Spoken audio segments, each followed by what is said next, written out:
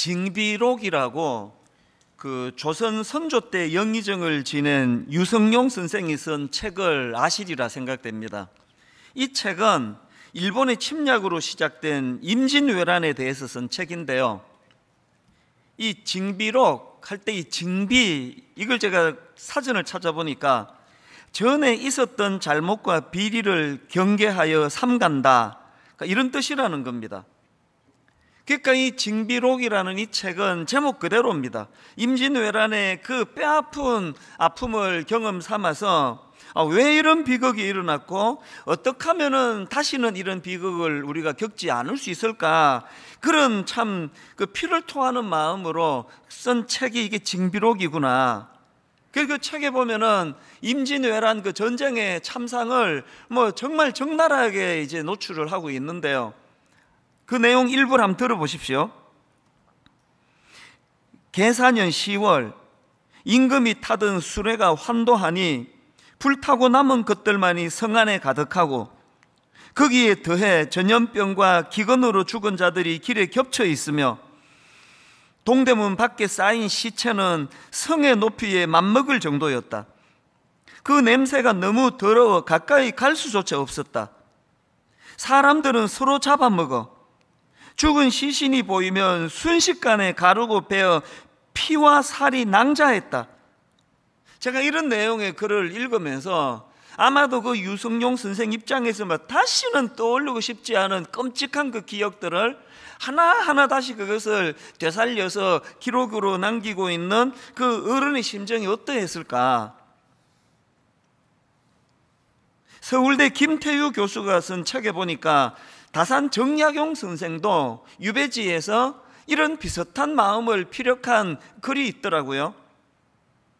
정약용 선생이 유배지로 끌려가서 보니까 그 백성들의 말로 다 할 수 없는 끔찍한 그 생활상을 보면서, 그래서 이제 거기서 쓴 경세유표라는 책 서문에 이런 내용이 있다고 합니다.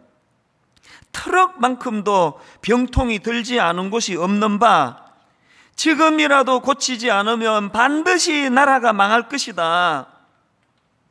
그 유배지에서 만나는 백성들의 그 절망적인 모습을 보면서 지금이라도 고치지 않으면 반드시 나라가 망할 것이다, 그 어른의 고뇌가 느껴지지 않습니까? 저는 지난 여름 내내 이 한마디, 지금이라도 고치지 않으면 반드시 나라가 망할 것이다, 이 한마디를 되뇌고 또 되뇌었습니다. 우리 사회도 걱정이 되지만 저는 목사로서 이 말씀을, 이 내용을 읽으면서 정말 오늘 위기를 만난 한국교회라 그러는데, 대부분의 전문가들이 지금 위기 상황이라 그러는데, 코로나19가 끝나고 이제 대면 예배가 개시가 회복이 되면은 이제 한국교회에 막 거품이 다 빠질 것이다, 이런 비관적인 전망이 지금 막 계속 들려지는데, 그 마음에 목사로서 당연히 두려움이 생기는 거 아닙니까? 지금이라도 고치지 않으면 반드시 한국교회가 위기를 만날 것이다. 이것도 고쳐야 되고 저것도 손을 봐야 되지만, 저는 무엇보다도 지금 젊은이들이 교회에 실망을 하고 젊은이들이 저 같은 목회자들에게 실망을 해서 교회를 떠나가고 있다, 이게 지금 수많은 통계가 지금 말해주는 거거든요. 여러분, 시간이 지나서 이제 저도 죽고 여러분 모두도 다 하나님 앞에 부름을 받아갔을 때에 이거 어떡할 거냐는 겁니다. 사사기 2장 10절, 그 세대의 사람도 다 그 조상들에게로 돌아갔고 그 후에 일어난 다른 세대는, 이게 읽을 때마다 마음이 아픕니다. 다음 세대가 어떻게 다 다른 세대가 돼버렸냐고요. 그 후에 일어난 다른 세대는 여호와를 알지 못하며 여호와께서 이스라엘을 위하여 행하신 일도 알지 못하였더라. 지금 오늘 이 말씀이 주는 경고가 너무 두려운 겁니다. 역사가 말해주지 않습니까? 유럽 교회가 지금, 또 미국 교회가 지금 어떤 전철을 밟고 있는지, 우리 그 뒤를 지금 바싹 따라가고 있는 거 아닙니까? 그래서 지금 뭔가라도 해야 된다는 겁니다. 지금이라도 고치지 않으면 반드시 교회가 위기를 맞이할 거니까 뭔가라도 우리는 해야 된다. 각 교회의 상황에 따라, 각 성도의 사정에 따라 이대로 방치하면 안 된다. 분당 우리 교회에게 주신 이런 면에서의 사명, 또 명령은 그게 바로 1만 성도 파송 운동입니다. 모든 교회들이 다 이 운동 해야 된다고 생각하지 않습니다. 하나님이 각각 교회들에게 또 성도들에게 너희들 뭔가라도 해야 된다, 이대로 가다가 다 위기를 만난다. 다시 정리해 드리자면요, 우리 교회가 왜 이 일을 해야만 되느냐? 1만 성도 운동, 파송 운동을 선언하기 전에 1년에 등록이 4,000명, 4,200명 막 그렇게 등록이 많이 급증을 하고, 그 해에 1만 성도 파송 운동을 선언 안 했으면은 그 올해에 등록이, 새가족 등록이 5,000명을 돌파할 것 같습니다. 그런 상황인데요, 여러분 지금요, 그 당시로 분당만 하더라도 1년에 교회가 200군데 이상 문을 닫는다는 소리가 들려지는데, 이렇게 쏠림 현상으로 분당 우리 교회 한 교회로만 몰려드는 것을 방치해서 되겠습니까?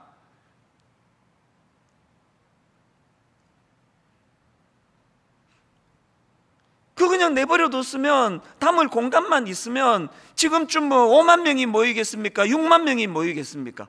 그래서 막 교회가 비상, 그래서 그 드림센터 같은 건물 또 매입하고, 좀 있다가 다 찼다, 옆에 그 또 매입하고, 그래야 옳은 거냐고요.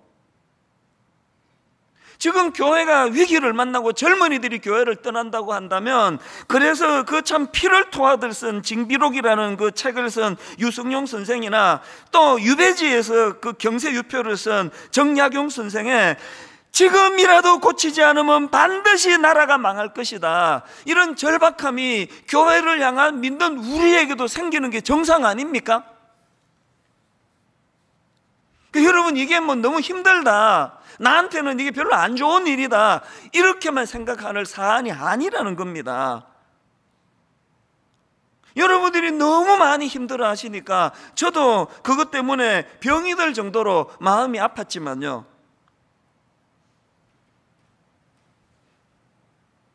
저한테도 이게 너무 버거운 일입니다. 우선 29교회가 너무 많습니다. 막 여름 내내 이 29 예비 단임 목사님 만나갖고는 1시간 대화를 나누고, 저 목사님 만나서 2시간을 대화하고, 그 다음 목사님 만나서 한나절을 다 시간을 다 쓰고, 시간을 쓰고 또 쓰고 또 쓰고 또 써도 역부족이에요. 그 과정에 끊임없이 들려지는 성도들의 상처받았다는 이야기, 아프다는 이야기. 어떤 분은요, 막 우리 성도님 중에 막 이찬수 목사가 미워 죽겠다는 거예요. 그냥 미워요 이게 아니고요, 막 얼마나 거기에 액센트가 들어갔는지 막 미워 죽겠어요. 3주 전에 제가 이번 7월 달에 제가 막 굉장히 아픈 시간을 보냈다 그러니까 더 밉대요. 저렇게 지도 아플걸. 어떤 분들의 얘기를 듣고요, 제가 참 슬펐는데, 이분들이 이런 얘기를 했답니다. 이찬수 목사 쫓아내야 된다, 5,000명 이하로 안 줄면 자기가 사임하기로 약속했으니까 우리 나가면 안 된다. 그래서 나가가지고 5,000명 이하로 줄면 저 사람 어떻게 쫓아내느냐고. 그래서 5,000명 이하로 절대로 줄지 않도록 우리 나가지 말자고, 그런 결의를 하는 이야기를 제가 전해 듣고요, 그것 때문에 막 화가 나고 속상하고 그런 게 아니고요. 여러분 그 왜 그 옛날 애들 조그만 때 그 병원에 데리고 가서 예방주사 놓으면은 아빠 미워 막 그러잖아요, 울면서.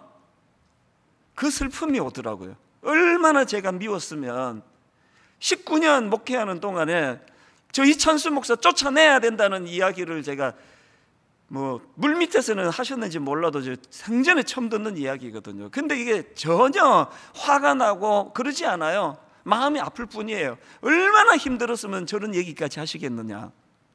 그래서 제가 병이 든 거 아닙니까? 이 되지도 않을 일을 괜히 벌려가지고 저렇게 성도들 마음 상하게 하고 힘들게 하고, 그렇게 제가 한 거 아니냐고. 그래서 제가 너무 마음이 힘들어서 일시적으로 패닉이 와서 괴로운 시간을 보냈는데요, 그때 하나님 주신 메시지 간단하다고 말씀드렸잖아요. 복잡한 얘기 없습니다. 제가 뭐 이 일을 후회한다고 이게 안 해도 될 일이 아니고요, 이게 뭐 잘 된다고 이것 갖고 뭐 우쭐할 일도 아니고요, 이거는 분당 우리 교회를 향한 시대적인 소명이라는 거예요. 그러면서 이번 여름에 하나님이 저에게 주신 몇 가지 대안이 있는데요, 제가 이번에 이런 부분에 좀 회개를 했습니다. 그게 뭐냐 하니까 하나님께서 이게 네가 후회한다고 이게 안 해도 되는 일이 아니고 뭐 잘 된다고 자랑할 일도 아니고 이거는 너희 교회에 맡겨주신 시대적인 소명이기 때문에 수용해야 된다라고 그렇게 명하시면서 제가 깨달은 말씀이 뭐냐 하면은요, 네가 잘못한 게 뭐냐, 제가 잘못한 게 있습니다. 성도님들한테 계속 당위성만 이게 해야만 된다 이렇게 이야기했는데 그게 잘못됐다는 겁니다. 이번에 받은 대안이 뭐냐, 이제 분당 우리 교회가 1만 수도 파송 운동을 해야 되는데 기왕 해야 된다면 이걸 막 쥐어 짜듯이 하는 게 아니고 이거를 꿈으로 하라는 거예요. 가슴 벅찬 비전으로 이것들을 행하라는 겁니다.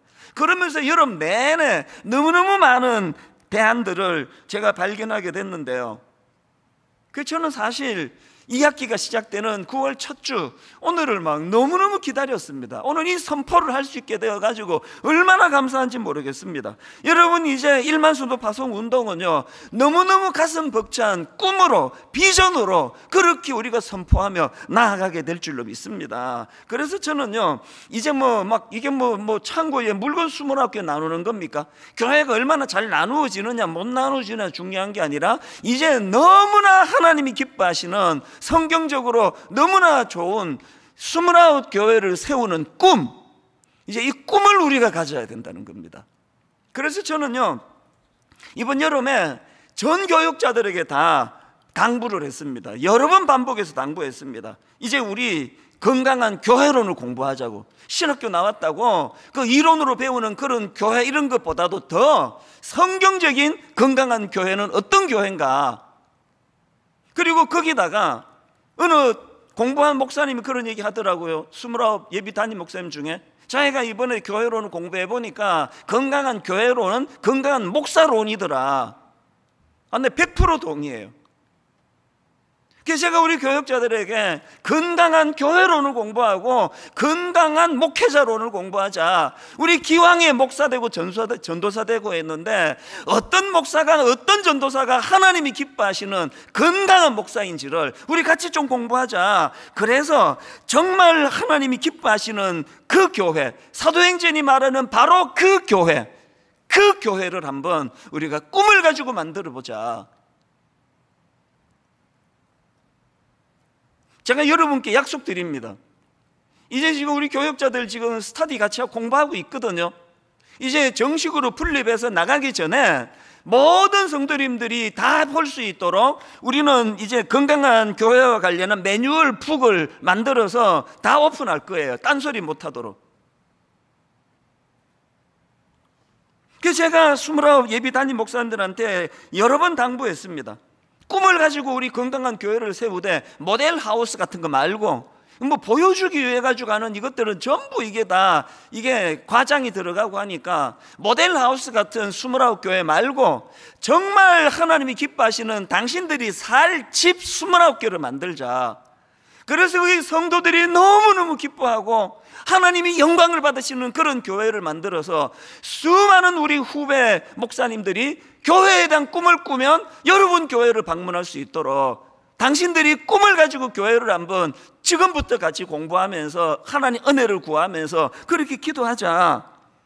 여름 내내 지난주 그 전주 건강한 교회에 대한 발제를 하고 그것 갖고 토의를 하고 그런 일들을 지금 하고 있단 말입니다. 여러분 부탁드립니다. 이거 목사들만 할 일 아닙니다. 여러분 다 꿈이 계시잖아요. 우리 생애에 한번 만났으면 하는 그런 교회, 만나 죽기 전에 우리 아들 딸에게 안심하고 물려줄 수 있는 바로 그 교회의 꿈을 여러분들도 꾸시기를 바랍니다. 꿈으로 가는 거예요. 절대로 이거 희생 아닙니다. 그래서 2학기 때 저는요, 여러분들도 공부하셔야 됩니다. 제가 쓴 책 중에 에클레시아라는 이 교회론과 관련된 책이거든요. 저는 제 책 얘기를 꺼내면 막 오글거려가지고 다 아시잖아요. 책 얘기 못 꺼내는데요, 용기를 좀 냈습니다. 이번 2학기에 이 책을 가지고 같이 공부하기를 원합니다. 그리고 이 책 말고도요, 이제 이번 2학기 동안에 건강한 교회론을 배워가는데 필요한 책들을 제가 몇 권 내가 소개해 드릴 준비를 하고 있습니다. 공부하셔야 돼요. 그래서 여러분, 한국 교회의 문제가 뭡니까? 성도들은 아무것도 몰라요. 목사가 끄는 대로만 따라가요. 그래서 병들기가 쉬운 거예요. 불꽃 같은 눈으로 여러분들이 교회를 지키고 교회의 건강을 위하여 거기다가 꿈을 품고, 하나님이 여름에 저의 아픔을 통해서 이 대안을 마련해 주신 겁니다. 그래서 오늘 우리가 이런 이 본문 말씀을 가지고 이런 각도로 한번 살펴보기 원하는데요, 오늘 본문은요, 사도 바울의 하나님을 향한 기도와 영광송, 이 찬양이 담겨져 있는 내용입니다. 이 말씀을 가지고 저는 우리도 기도해야 되고, 그리고 무엇보다 본문에서 저는 세 가지 대안을 발견을 하는데 이걸 좀 나누고 싶습니다. 첫 번째 대안이 뭐냐? 능력으로 강하게 해달라는 기도를 해야 됩니다. 능력으로 강하게 됨을 구하기. 에베소 3장 16절 본문입니다. 그의 영광의 풍성함을 따라 그의 성령으로 말미암아 너희 속사람을 능력으로 강건하게 하시오며. 여러분, 사도 바울이 제일 먼저 구하는 게 능력 아니면 능력을 좀 주시기 원합니다. 근데 이 능력이 어떤 능력이냐? 그냥 타인들에게 과시하기 위한 외적인 능력, 어마어마한 능력, 이거 아닙니다. 사도 바울이 구하는 능력은요, 속 사람의 강건함, 마음을 강건하게 해달라는 겁니다. 이 마음의 강건함, 유혹이 많은 이 세상을 살아내려면요, 저나 여러분 이렇게 약해가지고는 안 됩니다. 마음이 더 강해져야 돼요. 길성남 교수님이 에베소서 어떻게 읽을 것인가, 그 책에 이 부분들을 참 잘 정리해 놓은 걸 제가 읽었는데 들어보십시오. 마음이 약한 그리스도인은 자기 욕심을 제어하지 못하며 우유부단하여 죄의 유혹에 쉽게 굴복하고 시험과 고난 앞에 무력하게 무너진다. 자기 욕심대로 살고 죄의 유혹과 시험에 쉽게 넘어지는 성도가 어떻게 그리스도의 몸을 세울 수 있으며 어떻게 이방 사회에서 거룩한 삶을 살 수 있겠는가? 또 어떻게 악한 영들과 싸울 수 있겠는가? 맞습니다. 여러분이 악한 영들과 싸우기 위하여 강해져야 돼요. 무엇이? 우리 내면이 더 강해져야 합니다. D.A. 카슨 목사님이 바울의 기도라는 책을 썼는데요, 그 책에서도 이 속사람의 강건함이 뭔지를 잘 설명했는데요, 들어보십시오. 속사람의 강건함이란 뭐냐? 거룩해지는 능력, 말과 생각과 행동으로 그리스도를 철저하게 기쁘시게 하는 능력, 도덕적 각오를 굳히는 능력, 삶 속에서 하나님께 정직하게 감사하는 능력, 겸손해지는 능력, 분별하는 능력, 순종하고 신뢰하는 능력, 예수 그리스도를 점점 더 닮아가는 능력이다. 여러분, 이런 담대한 내면을 하나님께 구해야 될 거 아닙니까? 에베소서 4장 14절, 이는 우리가 이제부터 어린아이가 되지 아니하여 사람의 속임수와 간사한 유혹에 빠져 온갖 교훈의 풍조에 밀려 요동하지 않게 하려 함이라. 이런 영적으로 어린아이가 되지 않기 위해서는 속사람의 강건함을 구해야 된다는 겁니다. 우리 내면이 강해질 수 있도록, 이것도 능력이라는 거 아닙니까? 그런데 여기서 한 가지요, 본문 16절을 다시 한번 보십시오. 사도 바울이 속사람의 능력을 구하는데 거기에 조건은 하나 지금 달고 있지 않습니까? 그의 영광의 풍성함을 따라 그의 성령으로 말미암아 너희 속사람을 능력으로 강건하게 하시오며. 지금 사도 바울이 속사람의 강건함을 놓고 왜 기도합니까? 자기가 강해지면 되지. 왜 기도한다고요? 그리고 자기 속사람이 강건해지기 위해서는 성령으로 말미암아라는 이 조건은 왜 답니까? 바울은 알거든요. 그 능력의 원천은 우리에게 있는 것이 아니라 하나님께 있기 때문이에요. 마인드 컨트롤, 무슨 책 100권을 읽어보세요. 약한 마음이 강해지는가. 그래서 D.A. 카슨 목사님이 쓴 그 책에 보니까 오늘 본문의 소제목을 하나님 능력에 대한 확신, 이렇게 잡혀 있더라고요.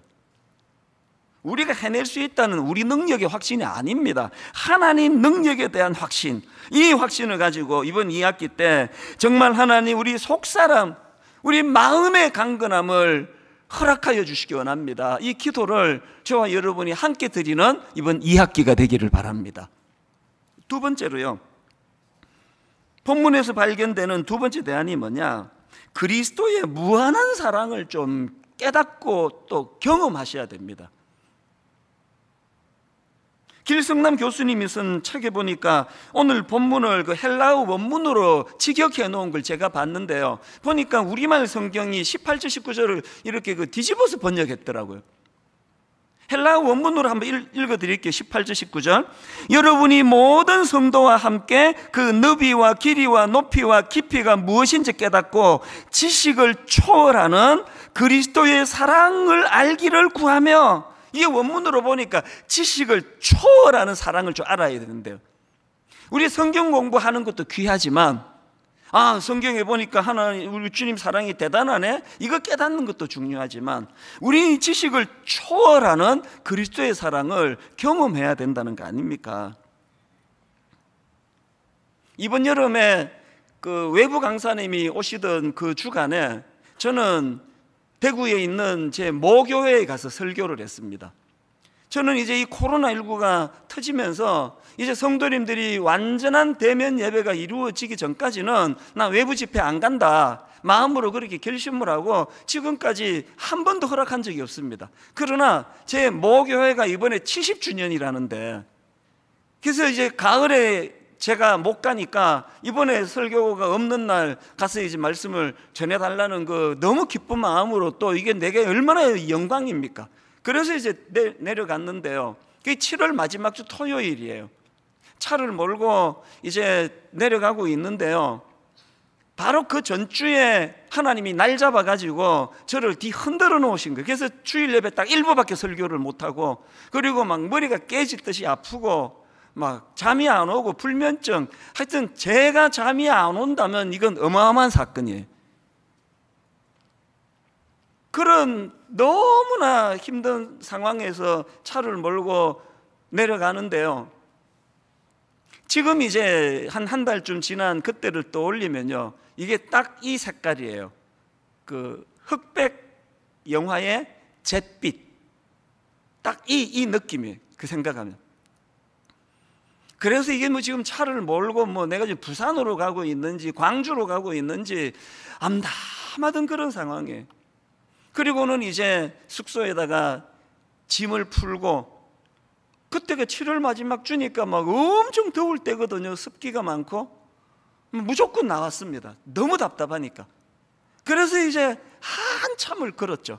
한참을 걸고, 그리고는 이제 국밥 한 그릇 먹고 그렇게 하고 이제 숙소에 들어왔는데요, 뭐 씻지도 않고 뭐 아무도 없고 그러다 보니까 침대에 털썩 누웠는데 그대로 잠이 든 거예요.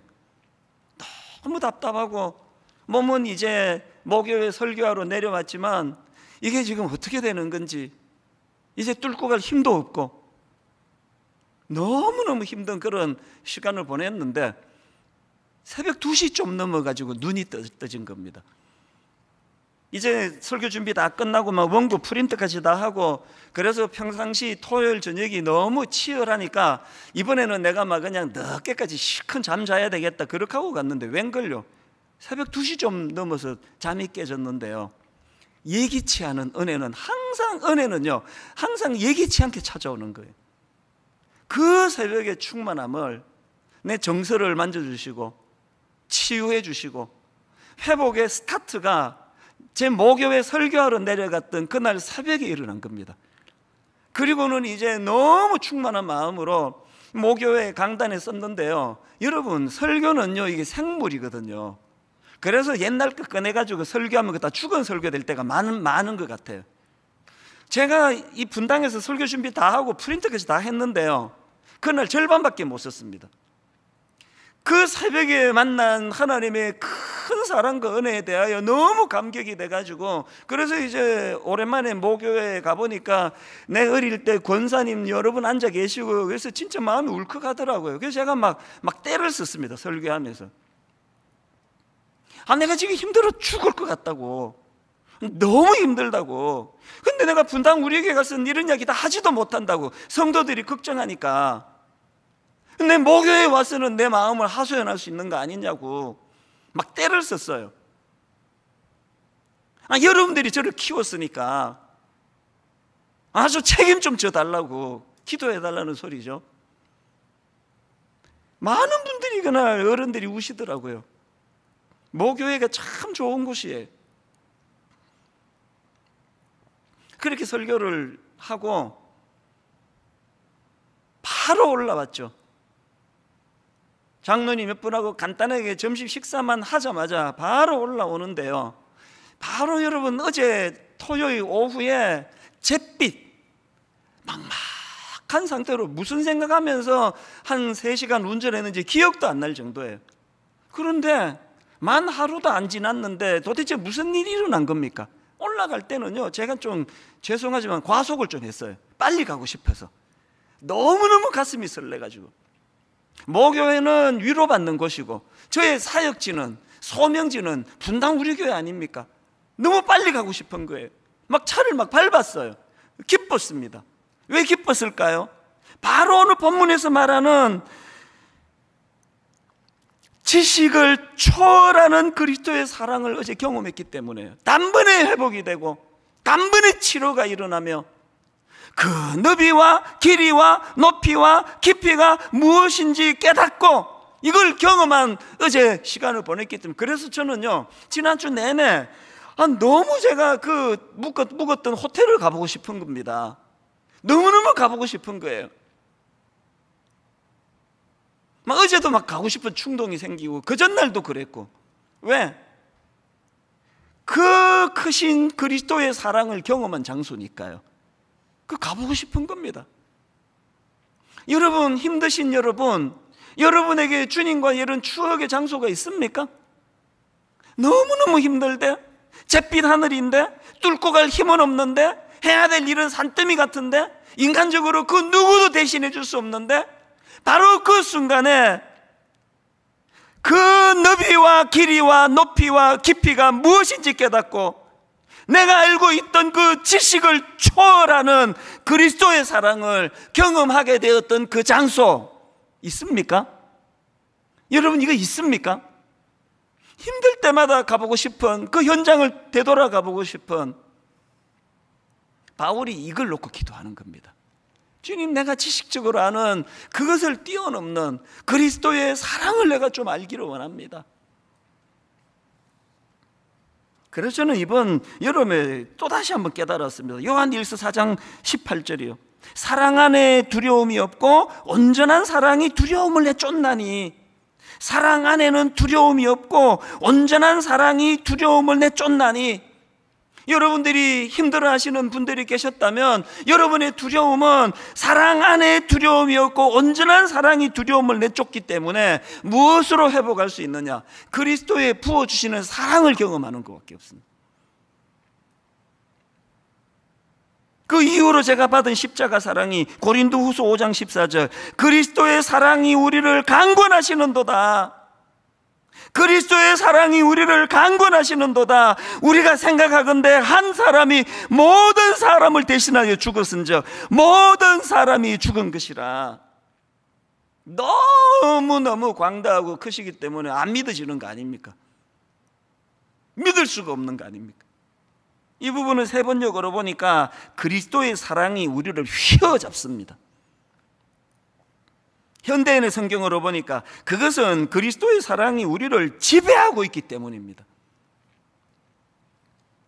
여러분, 7월 마지막 주간에 손가락 하나 까딱할 힘이 없을 정도로 그런 패닉이 오고 설교를 한 번 한 것도 전 기적이라 생각하거든요. 그렇게 무너졌던 제가 이번 여름에 오히려 더 지금 이렇게 담대하게 말씀을 전할 수 있는 원동력은 지식을 뛰어넘는 그리스도의 사랑, 그 사랑이 저를 휘어잡기 때문이에요. 매 새벽마다, 매 아침마다 그 홀로서 있는 현장에서 제가 언제는 혼자가 아닙니까? 수만 명이 이 예배를 같이 드린다 하지만 언제는 제가 혼자 아니었던 적이 있느냐고요. 원래 영적인 지도자는 광야로 가야 되니까, 고독해야 되니까, 사람들 사이에서 자꾸 위로받으려고 하는 순간 영성이 죽어버리니까 그 고독한 새벽에 골방에서 주님의 그 사랑이 나를 휘어잡는 그 은혜를 이번 여름 내내 경험하면서 여기까지 온 거 아닙니까? 어제 새벽이에요. 갈라디아 2장 20절, 내가 그리스도와 함께 십자가에 못 박혔나니 그런즉 이제는 내가 사는 것이 아니요 오직 내 안에 그리스도께서 사시는 것이라. 이제 내가 육체 가운데 사는 것은 나를 사랑하사 나를 위하여 자기 자신을 버리신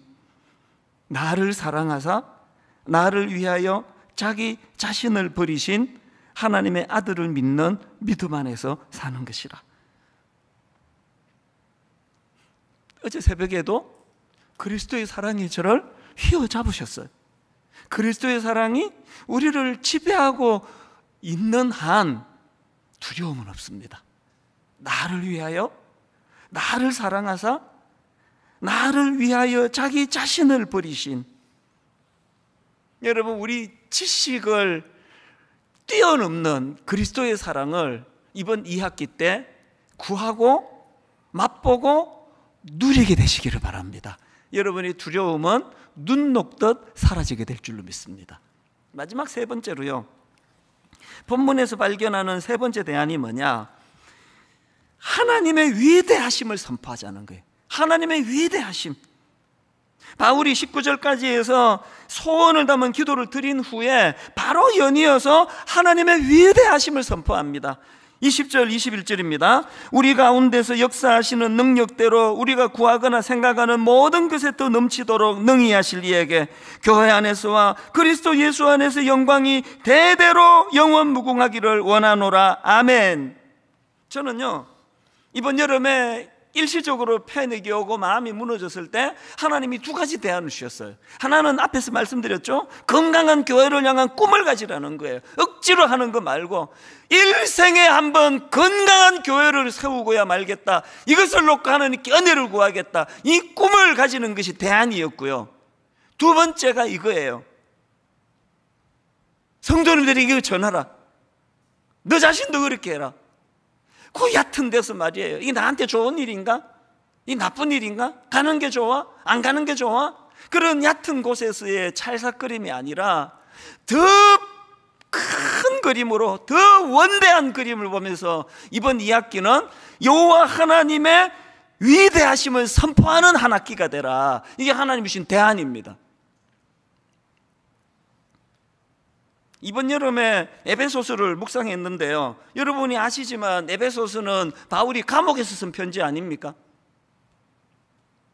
사실 저는요, 부끄러울 때가 많습니다.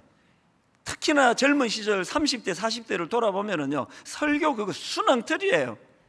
막 그냥 여기저기 그냥 그렇다니까 주석 보고 그렇게 적어가지고 이게 뭔 뜻인지도 모르고 설교한 적이 되게 많았던 것 같아요. 에베소서를 가지고 설교를 한두 번 했습니까? 이번에 절실했던 게요, 제가 그냥 조금 힘들어 보니까 사도 바울의 심정이 막 너무 느껴지는 겁니다. 사도 바울의 고난이 저 정도입니까? 이미 수없이 그냥 두들겨 맞고 복음 전하다가 수없이 오해당하고 막 믿는 동역자들조차도 사도 바울을 모함하고, 그래서요 감옥에 안 가도 지금 그렇게 상태에 빠질 바울 같아요. 그런데 또 감옥에 들어갔단 말이에요. 얼마나 수치스럽겠냐고요. 그 조롱하는 원수들이 얼마나 그것 갖고 비아냥거리겠냐고요. 잘난 척 하더니 별 수 없네.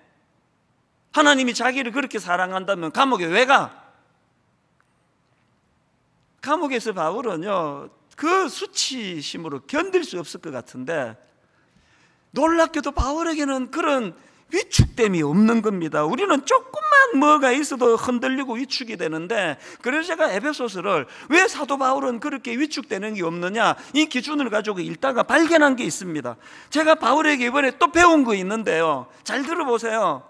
여러분, 상처받지 않을 비결을 내가 바울에게 배우는데, 여러분 상처받고 싶지 않으세요? 상처받고 싶지 않으면 너무 자기 자신에게 집중하지 않는 거, 이게 상처를 피하는 비결이더라고요. 자, 보십시오. 이런 관점으로 에베소서를 딱 펼치면 첫 마디가 이겁니다. 에베소서 1장 1절, 하나님의 뜻으로 말미암아 그리스도 예수의 사도된 바울은, 대부분의 바울 서신이 다 이렇게 시작을 하는데, 지금 감옥에서도 흔들림 없이 맨 먼저 고백하는 게 하나님의 뜻이에요. 하나님의 뜻. 그리고는 3절에 보니까 찬송하리로다. 본론으로 들어가 첫 말씀이 찬송하리로다예요. 그리고 6절, 이는 그가 사랑하시는 자 안에서 우리에게 거저 주시는 바 그의 은혜의 영광을 찬송하게 하려는 것이라. 14절, 이는 우리 기업의 보정이 되사 그 얻으신 것을 속량하시고 그의 영광을 찬송하게 하려 하심이라. 여기서 제가 깨달은 게 이거라니까요. 위축될 수밖에 없는 그 상황에, 자기가 초라해질 수밖에 없는 그 상황에, 두려움에 휩싸일 수밖에 없는 그 상황에서도 바울이 위축되지 않고 두려움에 빠지지 않을 수 있었던 비결은 그 상황에 너무 함몰되지 않는 겁니다. 자기 자신에게 너무 집중하지 않는 겁니다. 두려움이 많았던 분 돌아보세요. 일만선도 파수 운동 이후에 난 어떻게 되는 거야? 우리 가정은 어떻게 되지? 저 목사, 내가 29 목사 중에 한 교회로 가야 되는데 내가 믿을 수 있나? 그게 두려움을 만드는 거거든요.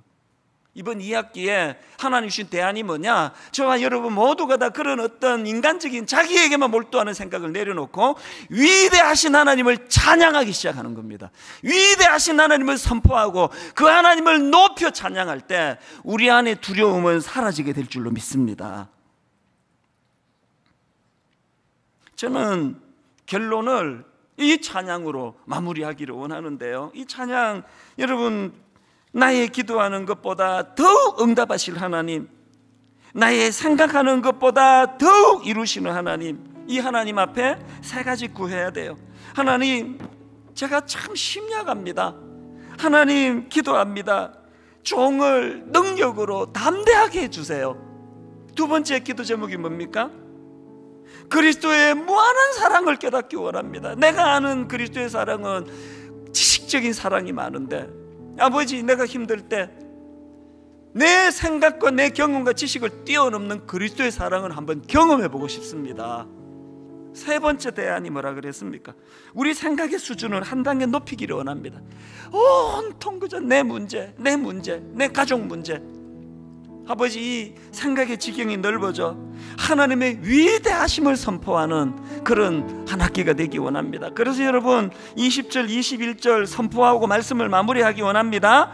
우리 가운데서 역사하시는 능력대로 우리가 구하거나 생각하는 모든 것에 더 넘치도록 능히 하실 이에게, 우리가 구하거나 생각하는 것보다 더욱 넘치게 해주실 그 하나님, 어떡하라고요? 21절, 교회 안에서와 그리스도 예수 안에서 영광이 대대로 영원 무궁하기를 원하노라. 저는요, 아침에 코로나19가 고마웠어요. 무슨 뚱딴지 같은 소리냐 싶으시죠? 코로나19 때문에 디아스포라가 일어났잖아요. 코로나19가 없었다면 전부 이 안에서와 드림센터에서만 찬양이 울려 퍼졌을 텐데, 놀랍게도 코로나19로 말미암아 여러분 지금 이 시간에 미국에서도 예배를 드려요. 호주에서도 예배를 드려요. 유럽에서도 예배를 드려요. 동남아시아에서도 예배를 드려요. 여러분 지금 이 시간에 제주도에서도 예배를 드려요. 광주에서도 예배를 드립니다. 부산에서도 예배를 드립니다. 서울에서도 예배를 드립니다. 놀랍지 않으세요? 지금 원근 각처 수만 명이 함께 모여 그 하나님을 같이 찬양하기를 원합니다. 그 하나님을 소리 높여 선포하기를 원합니다. 코로나19도 막지 못하는 위대하신 하나님을 찬양하기를 원하는 우리 마음을 오늘 예배 원근 각처에서 곳곳에서 선포되기를 원합니다.